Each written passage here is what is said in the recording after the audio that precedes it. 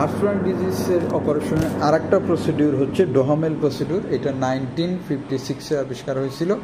এনার একজন মডিফায়ার আছে, ওনার নাম হচ্ছে মার্টিন। তো এই প্রসিডিউরটাও একটা অ্যাবডোমিনোপেরিনিয়াল প্রসিডিউর। প্রথমে আমরা অ্যাবডোমিনাল অ্যাপ্রোচে অ্যাবডোমিনের ভিতরে যাব। অ্যাবডোমিনের ভিতরে গিয়ে আমরা গার্ডটাকে মোবিলাইজ করব এবং আগের যে আমার মার্কিং ছিল সেই মার্কিং দেখে আমি গ্যাংগ্লিওনেটেড পোর্শনটাকে গ্যাংগ্লিওনেটেড পোর্শন থেকে আলাদা করব এবং ওইখানে ট্যাংসেট করে দেবো। ট্যাংসেট করে দিয়ে গ্যাংগ্লিওনেটেড পোর্শনটার ম্যাজেন্টিক বর্ডার এবং অ্যান্টি ম্যাজেন্টিক বর্ডার আমরা আইডেন্টিফাই করে রাখবো।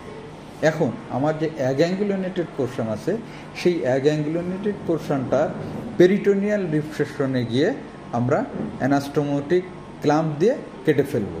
যদি অ্যানাস্টোমোটিক ক্লাম্প না থাকে তাহলে আমরা ওইটা কেটে ফেলবো, কেটে মুখটা বন্ধ করে দেবো। এরপরে আমাকে যে